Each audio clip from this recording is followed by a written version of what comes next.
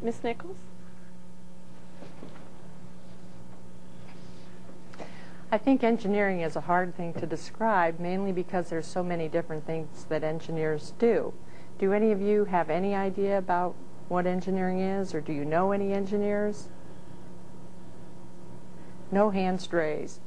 Unfortunately, that's pretty typical. I think that the public in general don't know what engineers do. However, engineers are more involved in their lives than what they know. Engineers basically take math and science and solve problems with using the math and science. They do this to mainly help people, to make things better. Another paraphrase is that engineers are today's modern day inventors. If you consider Thomas Edison and what he did, I think that if he was working today, he would be called an engineer. There are many, many, many different types of engineers. You probably heard about civil engineers, mechanical engineers, electrical engineers, computer science engineers, chemical engineers. The list just goes on and on and on. And that's where people pick what they're most interested in.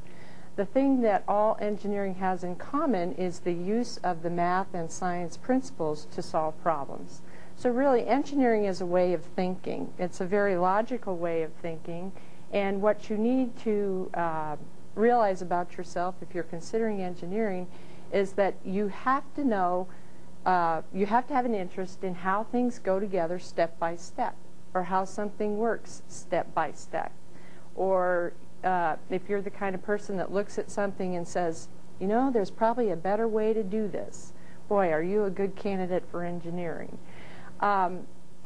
It's very rare, or was very rare when I was in school, to be a woman and be studying engineering. At that time, only 8% of the students in engineering were women.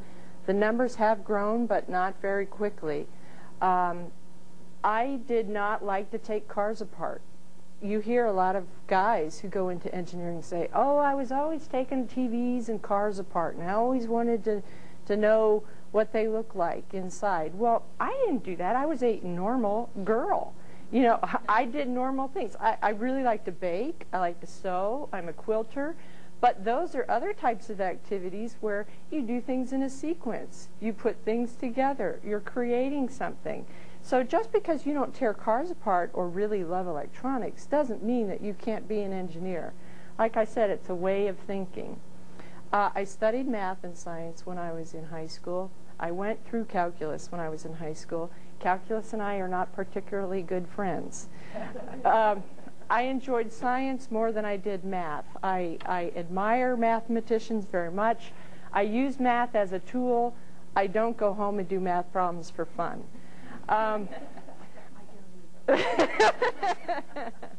Okay.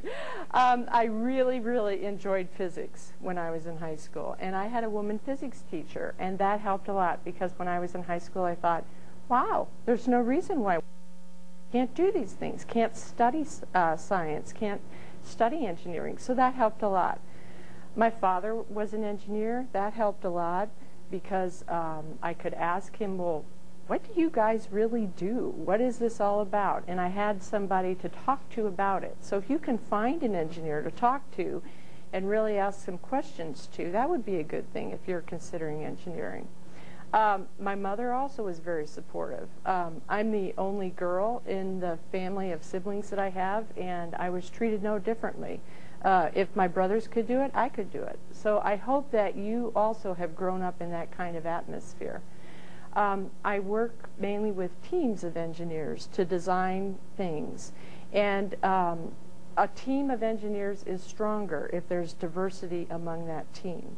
If you have every engineer that's on that team approaching the problem the same way, you're only going to get one solution. If you have that team of engineers made up of a very diverse group of people, women and men, young and old, experienced and inexperienced, from various regions of the country or regions of the world, that will make a much stronger design team because you're all looking at the problem from a different point of view. And so you'll have a whole lot more ideas.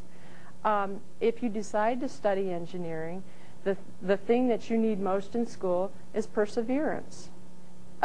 you're going to be scared with some of those classes because you've never heard this stuff before. Well, guess what? The guys haven't ever heard it before either. They just don't say that they haven't heard it. So just don't feel bad about it. Nearly everybody that goes through engineering school has to repeat at least one course, but that's okay. All you have to do is decide that you're going to do this and stick with it. Engineers don't typically graduate with a 4.0 out of college, but that's okay too. What they're doing is they're learning a diverse skill set, and they're learning how to bring all that together to solve problems. If you recall from my introduction, I've been really fortunate with the different things that I've been able to do, all with the same 2 degrees that I have. I've done biomedical research on artificial joint design and construction. I've worked with the aerospace program with some of the satellites that are orbiting the Earth right now. And I've done a lot of facilities design, buildings, working with architects, things like that. So that one engineering degree can really open up a world of opportunity for you because you take those same math and science principles and you can apply them to a very wide variety of jobs. So I am really pleased with the career choice that I've made. It has taken me, to different places in the United States. I have had a variety of different jobs, and it has just really opened a lot of doors for me. So if you have specific questions, I would be happy to entertain them later. Thank you.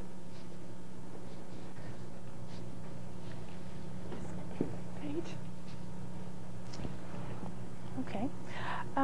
For me, I did not know that I was going to study computer science.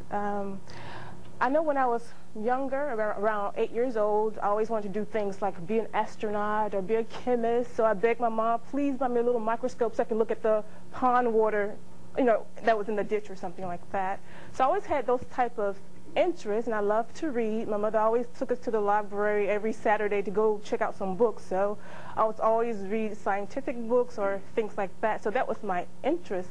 But I still didn't think I was going to go to college and study computer science. That just never came up. But then later on, while I was in high school, I always did well in math. It did not come hard to me. I did take a lot of science courses. Those were pretty interesting, like chemistry. I really loved chemistry. But I still never thought about computer science. I never even thought that, I don't even think about going to college, really. So I didn't go to college directly out of high school. It was only a little bit later on. But then when I finally decided to go, I just kept thinking to myself, well, what would I study? Well, these are my interests. And I always loved looking at the Jetsons. I don't know if you know that cartoon, or Star Trek. I wanted to be able to speak to my computer and say, well, make me some dinner. That would be great. Or have a robot that would do my laundry, my cooking for me. I wanted that. So I thought, well, maybe I'll go to school and find out how I can make this happen. And so that's when I became interested in computers. First, I was interested in the hardware part because when my computer broke, I didn't want to have to call someone to fix it. I wanted to do it myself. So I learned how to open up the computer, change little components, and get that taken care of. I did that at a community college here in Nashville, and I found that was very interesting. But then later on, I wanted to get into being able to tell the computer to do something for me. And I kept thinking, how can I do that? And that was by studying computer science. And so I came to MTSU to study computer science, and I realized, and I appreciate having these two speak before me, math. It's so necessary to take math, but to learn math, not to just make an A in the course, but to learn it, to have things on the top of your head, to know it like 1 + 1 is 2, to learn it quickly would be so useful to in college. So that way you don't have to go and think, well, okay, I learned this in high school, but I can't remember it now. So while in high school, really learn those subjects really well. Perhaps you can form groups together, study groups, to discuss it. Because for me, discussing subjects helped me to learn it a whole lot better when I can have somebody else to talk to.